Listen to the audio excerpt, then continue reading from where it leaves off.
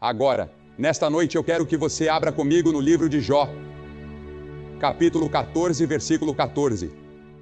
Jó, capítulo 14, versículo 14. Agora, Jó está no Antigo Testamento e é o livro mais antigo do mundo.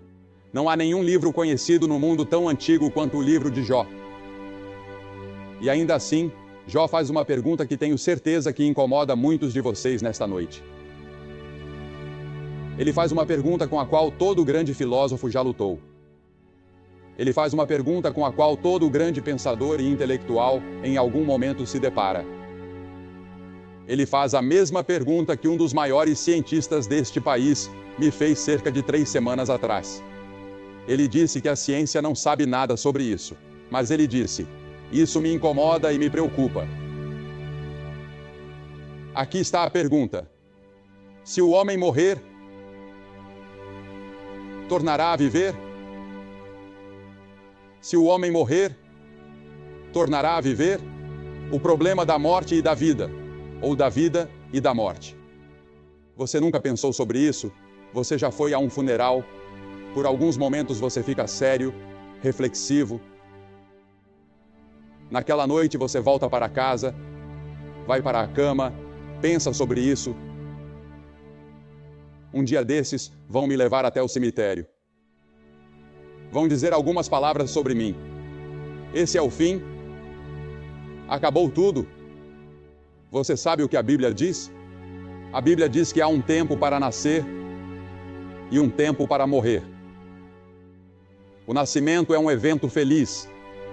A morte é um evento trágico. E nós choramos. Se você ler o capítulo 5 de Gênesis, verá a lista de todos aqueles homens que viveram até ficarem velhos. Adão viveu 930 anos, mas morreu. Matusalém viveu 969 anos, mas morreu. Eu li sobre um homem no outro dia no Brasil que dizem ter vivido 134 anos, mas morreu. No fim de toda a vida está a morte. A vida é muito breve, diz a Bíblia. É uma história que se conta. É a lançadeira do tecelão. É uma flor que murcha. É como a erva que seca. Henry Wadsworth Longfellow expressou isso uma vez quando disse: a arte é longa e o tempo é fugaz, e nossos corações, embora firmes e corajosos, ainda assim como tambores abafados, batem marchas fúnebres rumo ao túmulo. E é exatamente para lá que todos nós estamos indo. Está ordenado ao homem morrer uma só vez. Tu morrerás e não viverás. Agora, a grande pergunta é: você está pronto para se encontrar com Deus? Porque a Bíblia diz que está ordenado ao homem morrer uma só vez, vindo depois disso o juízo. Existe algo depois da morte, de acordo com este livro. Agora, mais uma vez eu digo, não posso te levar a um laboratório científico e provar isso para você, mas este livro ensina, de Gênesis a Apocalipse, que esta vida é apenas uma sala de preparação para a eternidade, a outra vida. O Antigo Testamento ensina isso, o Novo Testamento ensina isso, Jesus ensinou isso, os apóstolos ensinaram isso. Se o homem morrer, tornará a viver? Essa é a pergunta que Jó fez. Essa é a pergunta que milhões estão fazendo nesta noite. E a resposta da Bíblia é um retumbante sim. Sim. A vida após a morte.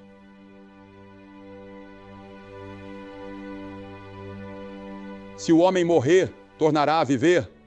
Cícero, o grande romano, disse sobre esse assunto: não tenho mais do que conjecturas. Eu passei grande parte da minha vida buscando essa resposta. A senhora Roosevelt, Eleanor Roosevelt, em uma de suas colunas há alguns anos, disse que é instintivo para o ser humano acreditar na vida após a morte. E é mesmo. Você nunca encontra uma tribo em qualquer lugar do mundo, nunca encontra uma cultura, nunca encontra uma civilização em toda a história que não acreditasse em alguma forma de vida após a morte. E quando os primeiros pais peregrinos vieram para este país, pensaram ter encontrado algumas tribos na Nova Inglaterra que não acreditavam, tribos de indígenas que não acreditavam na vida após a morte. Mas logo descobriram, ao se comunicarem com eles, que acreditavam no campo de caça feliz. Sim, o homem, instintivamente, Algo dentro dele diz que deve haver uma vida futura, deve haver algo além desta vida. Mas afinal há apenas uma pessoa com autoridade para falar sobre esse assunto. Porque ele veio do túmulo. Ele ressuscitou. E o nome dele é Jesus Cristo. Há cerca de 2 ou 3 anos tive o privilégio de ter uma entrevista com o chanceler Konrad Adenauer, em seu último ano no cargo de chanceler da Alemanha. Ele me havia convidado, eu estava pregando na Alemanha e ele me convidou para ir vê-lo. E eu não sabia por quê. Fiquei bastante surpreso e, é claro, lisonjeado com o convite. E eu fui. Ele me recebeu. Um homem grande, alto, um gigante, o homem que praticamente sozinho trouxe a democracia de volta à Alemanha depois da guerra. E eu me perguntava, o que esse grande homem quer de mim? A primeira pergunta que ele me fez foi esta. Ele disse, você acredita na vida após a morte? Eu disse, sim, senhor, acredito. Eu disse, acredito que a Bíblia ensina isso. Ele disse, eu também acredito. Ele disse, estou estudando a ressurreição de Jesus Cristo. E ele disse, quando eu deixar o cargo de chanceler, pretendo passar o resto da minha vida estudando a ressurreição de Cristo. Porque ele disse, se Cristo está vivo, há esperança no mundo. Ele disse, se Cristo não está vivo, não vejo nenhuma esperança de que a civilização possa ser salva. Não é algo impressionante? Sim, Jesus Cristo está vivo. Ele ressuscitou dos mortos. E naquele dia, naquela manhã de domingo de Páscoa, naquela primeira Páscoa, quando Maria e Maria Madalena e Salomé foram ao túmulo esperando ungir um corpo morto, viram o anjo sentado ali e disseram, onde está Jesus? O anjo disse, ele não está aqui, ele ressuscitou. Eu te digo nesta noite que essa é a maior notícia que o mundo já ouviu. Ele não está aqui. Ele conquistou o túmulo. Ele está vivo. E senhoras e senhores, eu acredito que há mais provas de que Jesus Cristo ressuscitou dos mortos do que quase qualquer outro fato da história romana. Eu não acredito que exista um fato na história antiga tão bem comprovado quanto a ressurreição de Jesus Cristo. Mas mesmo que não houvesse nenhuma prova histórica, nenhuma prova científica, e elas existem, eu ainda assim acreditaria, porque acredito que este livro é a palavra inspirada de Deus. E toda a igreja primitiva andava por toda parte pregando a ressurreição de Jesus Cristo. Foi isso que abalou o Império Romano, que um homem havia ressuscitado dos mortos, que ele estava vivo, que a morte não pôde detê-lo. Cristo está vivo. Ele é um Salvador vivo. E mesmo assim, muitos de seus seguidores e cristãos vivem e agem como se ele estivesse morto. Ele não está morto. Ele está vivo. E a Bíblia diz que, em um determinado momento, com um sinal determinado, ele voltará a esta terra para estabelecer o seu reino. E que reino será esse? Será um mundo em que não haverá lágrimas, nem tristeza, nem morte. Não haverá sofrimento, não haverá guerra, não haverá forças policiais, não haverá exércitos. Será um mundo glorioso governado por uma única pessoa, o Senhor Jesus Cristo. Ele está vivo. Eu entreguei minha vida não a um Cristo morto, mas a um Cristo vivo. E estou seguindo um Salvador vivo. E Ele me deu uma canção para cantar. Ele me deu uma bandeira para seguir. Ele me deu algo em que acreditar. Eu tenho uma razão para existir. Eu sei de onde vim. Eu sei por que estou aqui. Eu sei para onde estou indo. E você? Deus disse a Ezequias, ponha a sua casa em ordem. Você vai morrer agora. Você e eu vamos morrer. Porque veja, a Bíblia ensina que você e eu temos um corpo, mas vivendo dentro do nosso corpo está o verdadeiro você. Você é uma pessoa real. E essa é a parte de você que vive para sempre. Seu corpo vai para o túmulo. Mas você, o verdadeiro você, sua inteligência, sua memória, sua personalidade, vai viver para sempre e sempre. De acordo com a Bíblia, você nunca morrerá. E você vai passar 1 milhão de anos, 1 bilhão de anos, em um de 2 lugares, segundo Jesus. Não segundo Billy Graham,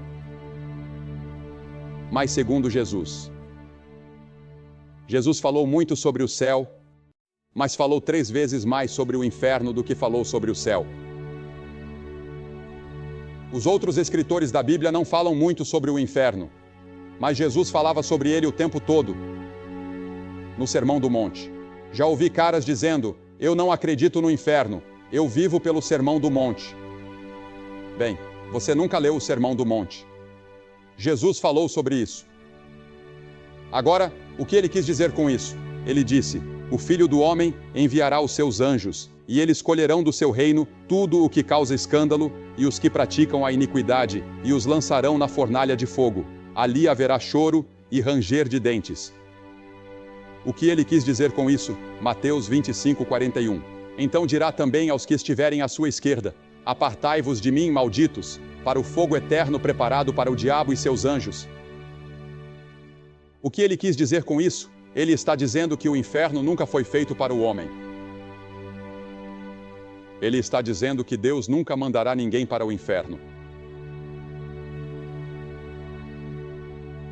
Se o homem vai para o inferno, ele vai por sua própria escolha. O inferno foi criado para o diabo e seus anjos, não para o homem. Deus nunca quis que o homem fosse para lá. E Deus fez tudo ao seu alcance para te manter fora de lá. Ele até deu seu filho para morrer naquela cruz para te manter fora de lá. Porque veja, quando Deus te criou, Ele te fez um ser moral livre. Você pode viver o tipo de vida que quiser.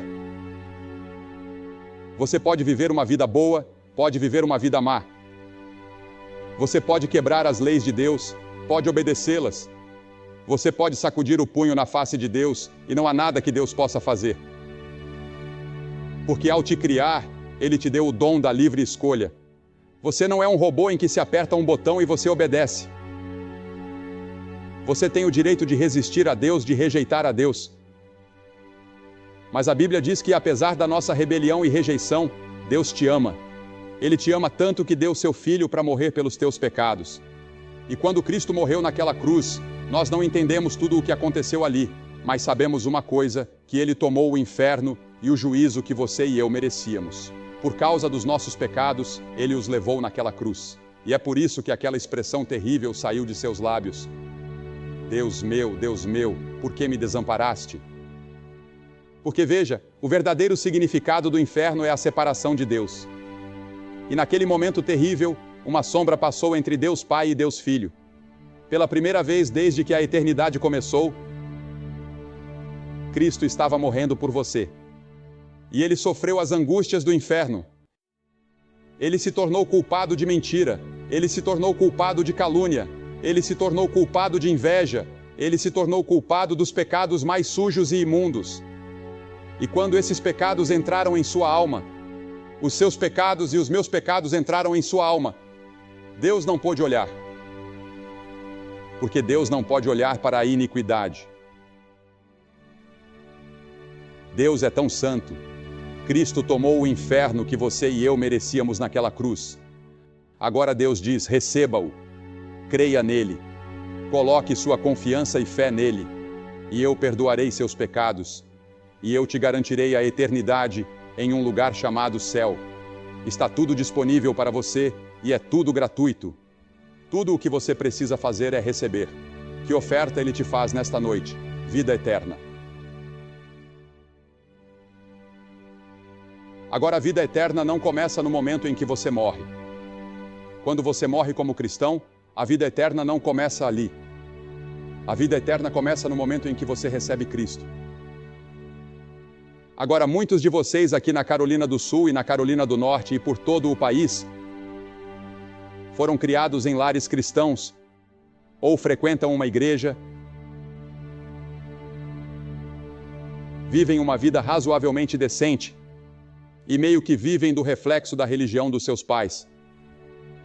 Mas você nunca realmente recebeu Cristo por si mesmo. Você nunca realmente confiou nele por si mesmo. Você não o conhece de verdade. Você não tem certeza se está realmente pronto para se encontrar com Deus.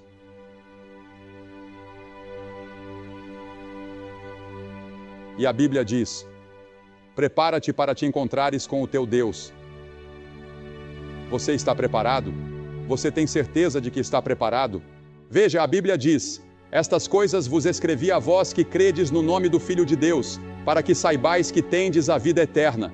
Eu posso estar aqui esta noite sem ser egocêntrico, sem ser presunçoso. Posso estar aqui esta noite e dizer a você, com base na autoridade deste livro: eu sei que meus pecados estão perdoados. Eu sei que vou para o céu. Eu sei que vou viver enquanto Deus viver, porque no momento em que recebi Cristo, me tornei participante da própria vida de Deus. Agora eu vou viver 1 bilhão de anos e terei apenas começado. Eu sei disso, não por causa de qualquer bondade minha. Eu não vou para o céu porque vivi uma vida boa. Eu não vou para o céu porque preguei para grandes multidões. Eu vou para o céu por causa do que Cristo fez naquela cruz. Porque pela graça sois salvos, mediante a fé.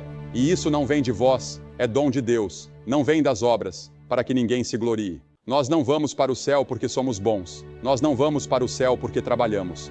Nós não vamos para o céu porque pagamos. Nós vamos para o céu por causa do que Ele fez na cruz. E tudo o que eu tenho que fazer é receber.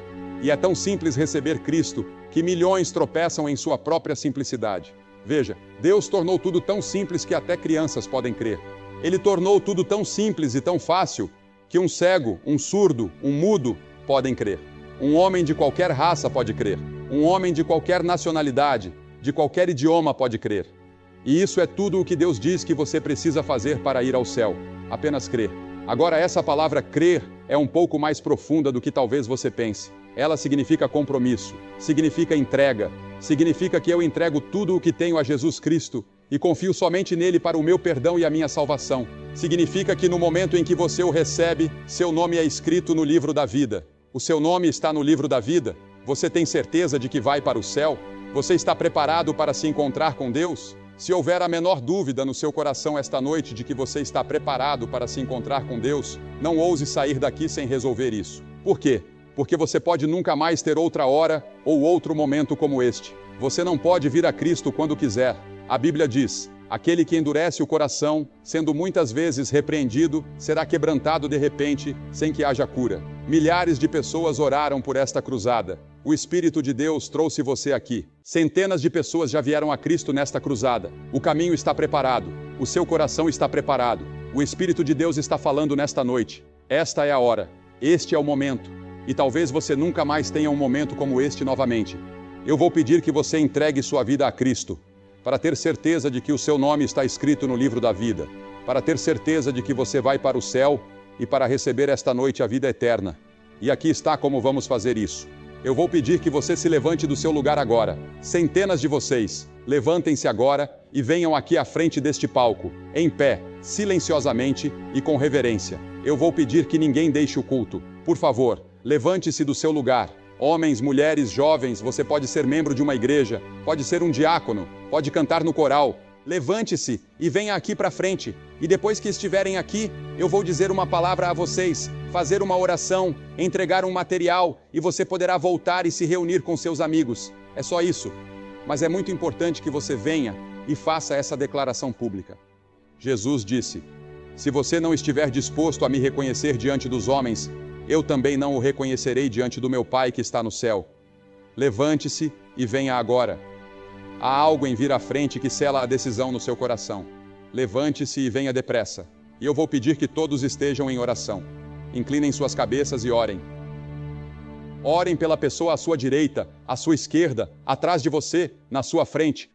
Talvez ninguém jamais tenha orado para que essa pessoa viesse a Cristo. Muitas pessoas já estão a caminho.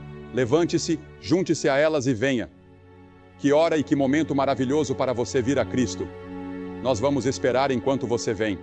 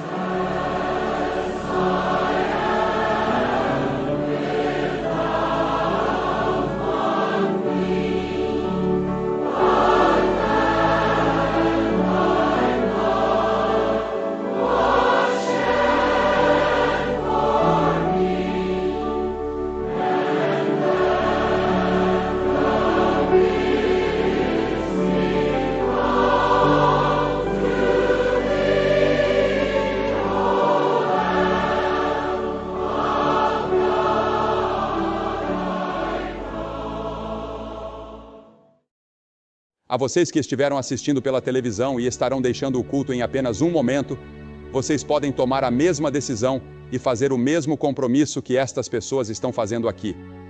E o mesmo Cristo que entrará no coração delas e lhes dará certeza fará o mesmo por você.